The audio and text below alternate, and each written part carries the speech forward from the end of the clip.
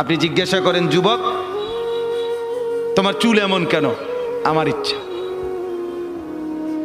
আমার ইচ্ছা। বাবা তুমি দাঁড়াইয়া পেশাব করো কেন? আমার ইচ্ছা। বাবা তুমি সারা দিন সারা রাত মোবাইল টিপো কেন? আমার ইচ্ছা। তুমি মেয়ের পিছনে ঘোরো কেন? আমার ইচ্ছা। সারা রাত উলঙ্গ ছবি দেখো কেন? আমার ইচ্ছা। তোমারে কখনো এক ওয়াক্ত মসজিদে নামাজ পড়তে দেখি না কেন? আমার ইচ্ছা, আমার ইচ্ছা।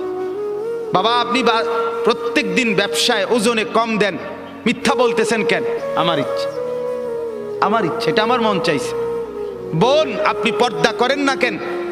আপনি এরকম বেপর্দা চলেন কেন? আমার ইচ্ছা।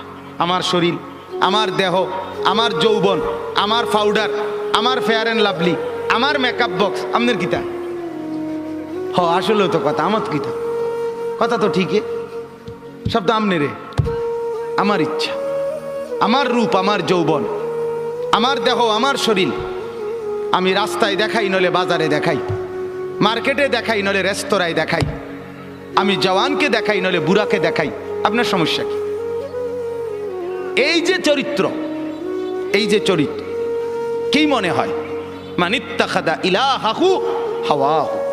মূলত এই লোকটার পরিচয় হলো এই, সে তার মনের চাহিদাকে খোদা বানায় ফেলছে। আল্লাহ তার খোদা না, তার কোনো আখেরাত নাই। তার ইচ্ছা, তার মনের কামনা বাসনা, এটাই তার খোদা। আমার বাপ রাগ করেন না আমার উপরে, অনুরোধ করছি আমারে মাফ করে দিবেন। আমি শুধু বুঝানোর জন্য বলতেছি, আজকে যার বয়স 60 বছর, 50 বছর, 40 বছর, বিগত 30 বছর ধরে, 20 বছর ধরে আপনি বিড়ি খান, সিগারেট খান, এটাই আপনার শনিবার, এটাই রবিবার, এটাই সোমবার, এভাবেই জানুয়ারি, এভাবেই ফেব্রুয়ারি, এভাবেই গত বছর, এভাবেই এ বছর, এটাই আপনার জিন্দিগি। আপনি বলেন তো আপনার জিন্দিগিটা কেমন? আপনার আল্লাহ কোথায়? আপনার আখেরাত কোথায়?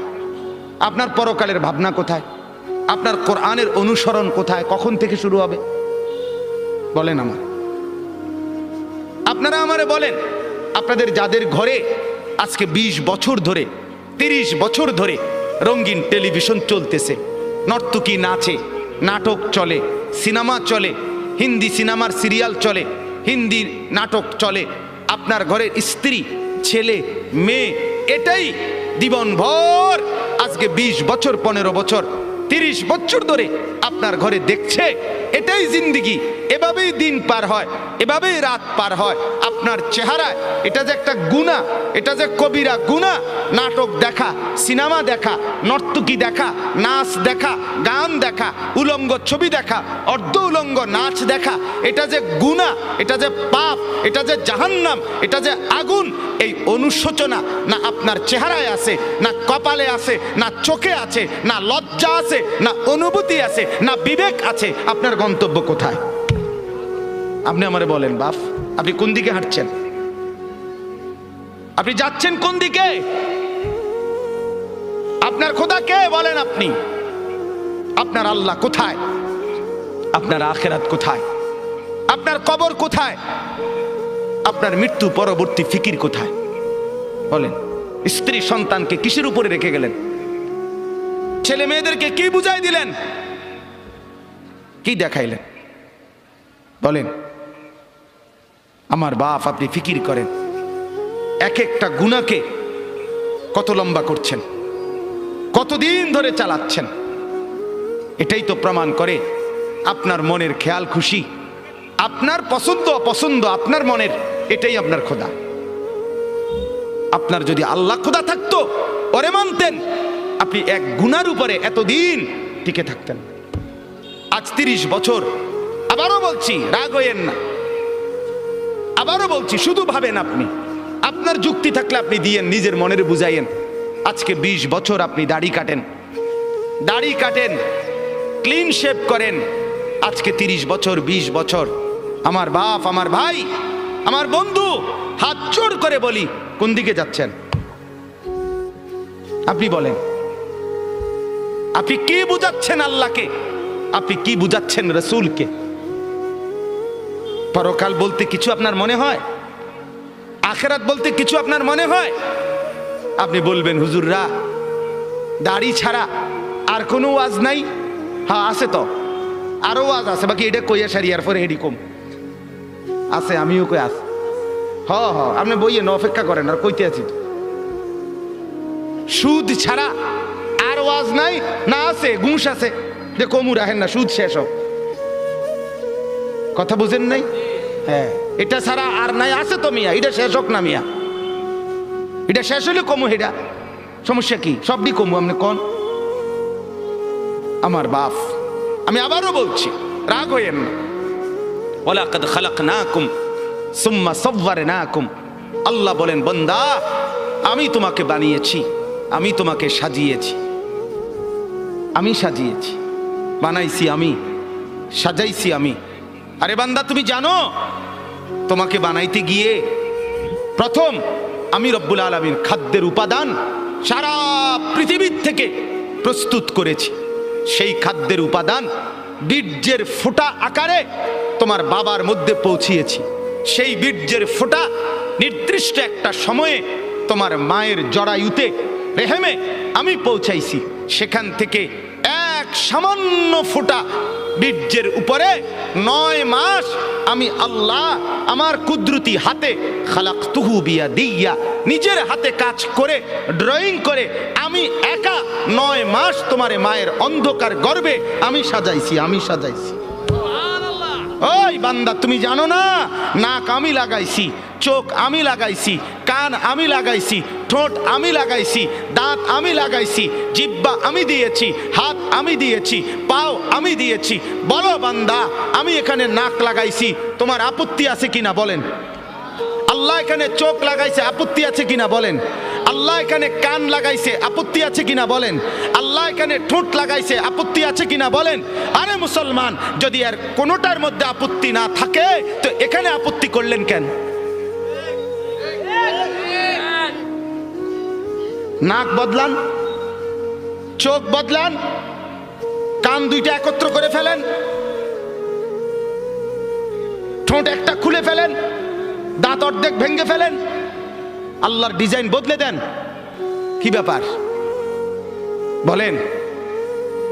ইনসাফ করেন, ফিকির করেন, নিজের কলিজাকে প্রশ্ন করেন, সঠিক তো? ঠিক হচ্ছে তো? আল্লাহ নারাজ হচ্ছে না তো? আমার বাপ, অতএব মনে করেন আমরা নাই, মনে করেন আমরা আর কিছু বলতে পারলাম না আর কি। সবাই মিলে প্রেশার আমগো হুজুরদের উপরে, সবার প্রেশার। হুজুররা এটা বলিয়েন না, সেটা বলিয়েন না, এমনে বলিয়েন না, হেমনে বলিয়েন না, এমনে বলিয়েন না। ওই জন্য কাগজ লাগাই দিছে, বলবেন না, আরো কাগজ লাগবে আস্তে আস্তে। এটা বলা যাবে না হুজুর এখানে অতিরিক্ত সুদখোর আছে, বলিয়েন না, এটাকে ছাপ দিয়ে রাখেন। আরেকখানে গেলে হয়তো কবে হুজুর এনে সিটার বেশি, সিটারের দিকে ছাপ দিয়েন না, অন্যদিকে নর্মাল ওয়াজ করেন, নর্মাল কোরআন হাদিসের কথা বলেন, কোরআন হাদিসের কথা। এটা বলিয়েন না, ওইটা বলিয়েন না। কিছুই বললাম না তো কোরআন হাদিস কোনটা? কোনটা কইতাম আপনি কইয়ে দেন। আমি একদিন একজনে বলছি, চাচা দয়া করে আপনি স্যাম্পলটা 5টা মিনিট কদুর কইয়া দেন, যে এটারে কয় কোরআন হাদিসের ওয়াজ, আপনি কদুর কইয়া দেন। সব কিছু বাধা দিয়া আপনি যদি বলেন কোরআন হাদিসের ওয়াজ করেন, তো সেটা কোনটা? এটা আমরা কোন সেটা স্যাম্পল কয় না, নমুনা। তো আমি এটা থেকে এরপরে বুঝাই কমু, এইটা কইলে আর উনি নাই। নাউযুবিল্লাহ। আল্লাহ মাফ করে দেন, আল্লাহ বুঝ দান করেন, আল্লাহ দিমাগ দান করেন, ফিকির দান করেন। আমি ব্যক্তিগতভাবে কাউকে আল্লাহর দোহাই আঘাত করতে চাই না, আমি বিবেক জাগাইতে চাই। আমার শায়েখ আল্লামা মুফতি মুশতাকুর নবী সাহেব, আমার হযরত বলছেন আমাকে, মাওলানা ওয়াইজ হওয়ার দরকার নাই, বক্তা হওয়ার দরকার নাই, আখিরাতের ফেরিওয়ালা হন, উম্মতের কলিজা জাগান, উম্মতের ফিকির জাগান। আপনার বিবেক জাগাইতে চাই বাপ, আপনি আমার বাপ, আপনি আমার চাচা, আপনি আমার ভাই, আপনি আমার বন্ধু। এবার যুবকরা বলেন, নওজোয়ান আপনারা বলেন, বাপ আজকে যাদের 1 বছর 6 মাস 2 বছর কোনো দিন ফজরের নামাজ পড়েন না। দিনের পর দিন, রাতের পর রাত যায়, এভাবেই 6 মাস, এভাবেই 1 বছর, এভাবেই 2 বছর। আপনি জানেনও না ফজরের ওয়াক্ত হয় কখন, ফজরের জামাত হয় কখন। মেরে মোহতারাম, আমার ভাই, আমার বন্ধু, বলো তুমি যে কোনো দিন ফজরের নামাজ পড়লা না, তোমার গন্তব্য কোন দিকে যাচ্ছে? কোন দিকে যাচ্ছে বলেন? আপনার পরিণতি কোন দিকে যাচ্ছে? আপনি আল্লাহকে ভুলে গেছেন যে কতদিন হয়? আপনি যে আখেরাতকে ভুলে গেছেন, এটা আজ কতদিন? আপনি যে কবর ভুলে গেছেন, এটা আজ কতদিন? আপনার যে মালিকের কথা মনে হয় না, সেটা আজ কতদিন? গোটা পৃথিবী দেখছে, আপনারাও দেখছেন। আল্লাহর দোহাই, আমি হাত ধরে ধরে প্রয়োজনে একজন একজন করে আপনার পায়ে হাত দিয়ে বলবো, আল্লাহর কসম, ফজরের নামাজ, ফজরের নামাজ, ফজরের নামাজে অভ্যস্ত হন মুসলমান। এটা আমরা আগেও বলছি বারবার। কোরআন এবং সুন্নাহর বক্তব্য হলো ফজরের ওয়াক্ত ইনকিলাব, ফজরের ওয়াক্তে আল্লাহ তাআলা বারবার আযাব দেয়, ফজরের ওয়াক্তে আল্লাহ তাআলা বারবার বিজয় দান করে। আপনারা দেখছেন মালিকের আযাব, তুরস্ক, সিরিয়া, আল্লাহর ইচ্ছা। কেন দিছেন সেটা শুধু আল্লাহই জানে, কিন্তু হয়েছে কোন ওয়াক্তে? ফজরের ওয়াক্তে। ফজরের ওয়াক্তে ভোর 4:15 বাজে, মাটির সাথে মিশে গেছে, আস্থা বাড়ি ধ্বংসস্তূপ হয়ে গেছে। গোটা পৃথিবী কাঁপতেছে, গোটা পৃথিবী সমবেদনা জানাইছে, গোটা পৃথিবী মর্মাহত হইছে, কিন্তু ফজরের ওয়াক্ত। এই কোরআনে আছে দোস্ত, কওমে লূত, লূত আলাইহিস সালামের কওম একটি জাতি যারা পুরুষে পুরুষে অপকর্ম করত, নাউজুবিল্লাহ। আল্লাহ তাআলা এই কঠিন অপরাধের কারণে তাদেরকে জীবন্ত উল্টাইয়া সাতবক জমিনের নিচের মাটি উপরে তুলে তাদেরকে জিন্দা মাটির নিচে দাফন করে দিছে, পাথরের বৃষ্টি বর্ষণ করে ধ্বংস করে দিছে। 2, কওমে আদ, এই কোরআনে আছে একটি জাতি, হুদ আলাইহিস সালামের কওম, তাদেরকে আল্লাহ তাআলা নাফরমানির কারণে, পাপের কারণে 7 দিন এক টানা, 7 রাত 8 দিন ঝড়ো বৃষ্টি দিয়ে, বাতাস দিয়ে, ঝড়ো হাওয়া দিয়ে আল্লাহ ধ্বংস করে দিছে, দুধের বাচ্চাটা সহ। 3 নাম্বার, এই কোরআনে আছে একটি জাতি, কওমে সামুদ, সামুদ জাতি, সালেহ আলাইহিস সালামের কওম, আল্লাহ তাআলা তাদেরকে নাফরমানির কারণে ফেরেশতার একটা বিকট চিৎকার দিয়ে একেবারে ধ্বংস করে দিয়েছে। 4 নাম্বার, আল্লাহ তাআলা কওমে শুআইব, শুআইব আলাইহিস সালামের কওম, মূসা নবীর শ্বশুর, ওই নাফরমান জাতি, নাফরমানির কারণে আল্লাহ ফেরেশতার বিকট চিৎকার দিয়ে ধ্বংস করে দিছে। আল্লাহর কসম, কোরআনে আছে এই 4টা সম্প্রদায়, কওমে লূত, কওমে আদ, কওমে শুআইব, কওমে সালেহ, মানে কওমে সামুদ যেটাকে বলে, এই 4টি জাতিকে আল্লাহ জীবন্ত মেরে ফেলছে ফজরের ওয়াক্তে, ফজরের ওয়াক্তে, ফজরের ওয়াক্তে। ফজরের নামাজ ইনকিলাব মানে পরিবর্তন। ফজরের ওয়াক্তকে ওয়াক্তুল ইনকিলাব বলে। আপনারা তাকায় না পিছনে, ওরা জায়গার চেষ্টা করতেছে, শুনেন মনোযোগ দিয়ে। এই ঠিক করতে করতে টাইম শেষ হয়ে যাব, আল্লাহ ভরসা। গুছাইতে গুছাইতে দেখবেন মুনাজাত। তা বলতেছি আপনার ওয়াক্তুল ইনকিলাব, পরিবর্তনের সময়। যুবক বন্ধু, আপনি বলেন, এই ঘুমন্ত মানুষ, কোরআনুল কারীমে আছে, আমিনতুম মান ফিস সামাই আন ইয়াখসিফা বিকুমুল আরদা ফাইদা হিয়া তামুর। তুমি কি বান্দা রাত্রিতে ঘুমিয়ে নিজেকে নিরাপদ ভেবেছো ওই আল্লাহ থেকে যিনি আসমানে আছেন, তিনি ইচ্ছে করলে জীবন্ত ঘুমন্ত মাটির নিচে ধসাইয়া দিতে পারে। আম আমিনতুম মান ফিস সামাই আন ইউরসিলা আলাইকুম হাসিবা। আল্লাহ বলে, তুমি কি নিরাপদ ভেবেছো ওই আল্লাহ থেকে যিনি আসমানে আছে, যে তিনি ইচ্ছে করলে পাথরের বৃষ্টি বর্ষণ করে ধ্বংস করে দিতে পারে। আল্লাহ কোরআনুল কারীমে বলছে, আফা আমিনা আহলুল কুরা আন ইয়াতিয়াহুম বাসুনা বায়াতান ওয়া হুম নাঈমুন। সূরা আরাফের আয়াত। আল্লাহ বলে, বান্দা, আমি আল্লাহ থেকে নিজেকে নিরাপদ ভেবো না। হতে পারে আমি তোমরা সবাই ঘুমন্ত, এই অবস্থায় আমি আল্লাহ তাআলা ধ্বংস করে দেব। ঘুমন্ত মানুষগুলোকে আল্লাহ তাআলা 7.8 মাত্রার ভূমিকম্পের এক ধাক্কায় দাফন করে দিছে, দাফন করে দিছে। অতএব আবারও আল্লাহ নিজেকে দেখাইছে, চিনাইছে, বান্দা তুমি বারবার অল্প অল্প মাঝে মাঝে আযাব দিয়ে আমি রব্বুল আলামিন তোমাকে মনে করাই লাআল্লাহুম ইয়ারজিউন, তুমি যেন নাফরমানি ছেড়ে আমার কাছে ফিরে চলে আসো, ফিরে চলে আসো। অতএব এই আয়াত আল্লাহ কি বললেন? মনের চাহিদা, মনের চাহিদা। অসংখ্য অগণিত যুবক সারা রাত মোবাইলে উলঙ্গ ছবি দেখে, যে এটা কি প্রমাণ করে না সে তার মনের চাহিদার অনুসরণ করে?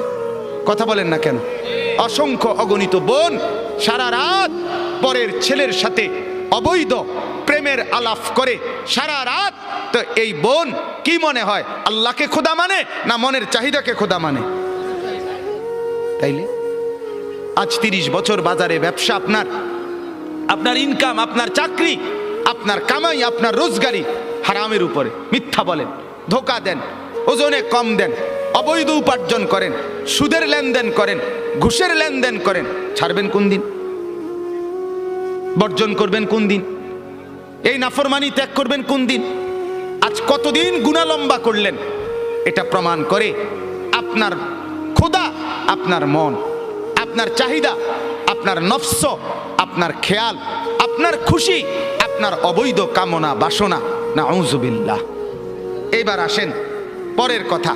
তাহলে এই কথাটা বুঝছেন যে গুনার উপরে দীর্ঘদিন চালু থাকে, চলমান থাকে, মূলত তার খোদাকে তার মনের চাহিদা। বলেন কি? খোদাকে বলেন না, মনের চাহিদা, মনের চাই। এবার আল্লাহ বলেন, বন্ধু মনে আসেনি নবীকে দেখাইছে যে দোস্ত দেখছেন তো, তার চলা ফেরা, উঠা বসা, তার চুল দেখেন, তার জামা দেখেন, তার কথাবার্তা দেখেন, ছেলেপেলেদের চুল দেখেন, ছেলেপেলেদের হাঁটা চলা দেখেন। সারা দিনে চলা ফেরা, উঠা বসায় কোনো কিছুতে মনে হয় না সে মুসলমান। তার আখিরাত আছে, তার আল্লাহ আছে। হায় হায়, বল না বি ভুল গিয়া, বলছে যে এটাও ভুলে গেছে, মনে নাই যে এটাও মনে নাই, মনে নাই যে এটাও মনে নাই। কতদিন হয় ভুলে গেছে সে মুসলমান, কতদিন হয় সে নাফরমানি আর গুনাহটাকেই মজা বানায় নিছে। তো আল্লাহ বলেন, এমন ব্যক্তিকে যে তার মনের চাহিদাকে খোদা বানায়, আমি আল্লাহ তাকে 3টি শাস্তি দিয়ে থাকি। নাউযুবিল্লাহ। কয়টা শাস্তি? বলেন বলেন, কথা শেষ করে ফেলবো। কয়টা শাস্তি দিয়ে থাকি বলেন? 3টা শাস্তি। তাহলে আগে বক্তব্য আবারও বুঝলেন যে তার মনের চাহিদা মতো চলে, খেয়াল খুশি মতো চলে, আল্লাহর বিধান, আখিরাতের বিধান, পরকালের হুকুম, কোরআন সুন্নাহর কোনো বিধান এগুলো মানতে চেষ্টা করে না। মন যা চায়, স্ত্রী, ছেলে, মেয়ে, ঘর, পরিবার, নিজের জীবন, আয় উপার্জনে মনের খেয়াল খুশি মতো চলে। আল্লাহ বলেন, আমি তাকে 3টা শাস্তি দেই। 1, ওয়া আদাল্লাহুল্লাহ আলা ইলমিন, আমি তাকে জ্ঞান দিছিলাম, বিবেক দিছিলাম, বুদ্ধি দিছিলাম, বিবেচনা দিছিলাম, দিমাগ দিছিলাম, সুস্থতা দিছিলাম, বুঝার মতো দক্ষতা দিছিলাম, সাথে সাথে বুঝবার মতো উপযুক্ত কিতাব কোরআনও দিছিলাম, বুঝাইবার মতো, মানে একসাথে ব্যাখ্যা করে ফেলতেছি, বুঝাইবার মতো উপযুক্ত আলেম, ইমাম, খতিব, ওলামা, আউলিয়া, বুজুর্গ, মাশায়েখ আমি তাকে দিয়েছিলাম। তাইলে আমি তারে বুঝবার মতো দেমাগও দিছি, আমি তারে গ্রহণ করার মতো কিতাবও দিছি, আমি তারে বুঝাইয়া দেওয়ার মতো আলেমও চতুর্দিকে তৈরি করে দিয়েছি। সে বিবেককেও কাজে লাগাইল না, সে কোরআনকেও ধরল না, আলেমকেও অনুসরণ করল না। ফলে মনের চাহিদা মতো চলতে চলতে 10 বছর, 20 বছর, 30 বছর, 5 বছর, 2 বছর, একদিন আমি আল্লাহ এই লম্বা সময় চলতে চলতে আদাল্লাহুল্লাহ, আমি তাকে গোমরা করে দিলাম। এবার লাঠি দিয়া তারে সরাই দিলাম, যা নাফরমান, যা যা, তুই শেষ। তোরে আর আলোর রাস্তা থেকে, হেদায়েতের রাস্তা থেকে, জান্নাতের রাস্তা থেকেই তোরে সরাই দিলাম। আর কোনোদিন তুই গন্তব্য খুঁজে পাবি না। আমার বাপ বলেন তো, তখন পরিণতি কি হবে? কি হবে আমার বলেন? এক তো হইল সে আমার ছোট ভাই, তো দুষ্টামি করছে, ভুল পথে গেছে, কোনো রকম অনিয়ম করছে, তা আমি তারে নিয়ে আসলাম, তাই না থাপ্পড় দিলাম, কনি দিলাম, মার দিলাম, ধমক দিলাম, শাসন করলাম, এরপরে বললাম সাবধান এদিক দিয়ে চলবি। তাহলে হতে পারে ক্ষণিকের কানছে, ব্যথা পাইছে পিঠে, হাতে, শরীরে, কিন্তু পথ তো আছে, ঠিক কিনা বলেন না কেন? পথে তো আছে। তাহলে এই আঘাত চলে যাবে একদিন, কিন্তু পথে তো আছে। আরেকটা হলো আমি দেখতেছি এই পরিমাণ রাগ করছি তার লগে, যে রাগ করে আমি দেখতেছি সে নাফরমানির রাস্তায়, ধ্বংসের রাস্তায়, জাহান্নামের রাস্তায়, আগুনের দিকে ছুটছে। আমি বললাম যা যা বেটা, তোর যেটা মনে করতে এটা কর, তোর মতো অসৎ, তোর মতো অসভ্য, তোর খবর না নিলে কি হয়েছে, তোর মতো ভাই আমার দরকার নাই। এবার সে নিজের মতো করে চলছে আর বরবাদ হচ্ছে। তাইলে ওইটা কি পরিমাণ ক্ষতি তার, কথা বলেন না? এর চাইতে তারে 10টা কনি দিলেও তো ভালো ছিল, তারে মাথার তুললে আসার দিলেও তো ভালো ছিল, যদিও পথে রাখছিল। কিন্তু যদি পথ থেকে সরায় দিছে, ভুল পথে চলে গেছে, আর ডাকছে না, তখন পরিণতি কি হবে? আল্লাহ তাআলা এটা বলেন, রব্বুল আলামিন বলেন, কোন নাফরমান যখন মনের খেয়াল খুশি মতো চলতে থাকে, নাফরমানি ধারাবাহিক করতে থাকে, বারবার বারবার বারবার অন্যায় করতে থাকে বান্দা, আমি রব্বুল আলামিন তখন ইচ্ছে করেই তাকে পথভ্রষ্ট করে দেই। নাউজুবিল্লাহ। আমার শায়েখ আল্লামা মুফতি মুশতাকুন নবী সাহেব বলে, কোরআনুল কারীমে আল্লাহর সবচেয়ে বড় ধমকটা কি? সূরা হাশরের একটা আয়াত। কোরআনে আল্লাহ বহু জায়গায় বলছে, এই তোরে কঠিন শাস্তি দেব, কঠিন মাইর দেব, কঠিন আযাব দেব, ভয়ঙ্কর আযাব দেব। এটি সব বালা কথা, কারণ এগুলোর ভয়ে ফিরে চলে আইলে তো ভালোই, কথা বুঝেন না? আর সবচেয়ে ভয়ঙ্কর কথা হইল, কোরআনে একটা আয়াত আছে সূরা হাশরে, সেটা কি? আল্লাহ বলে,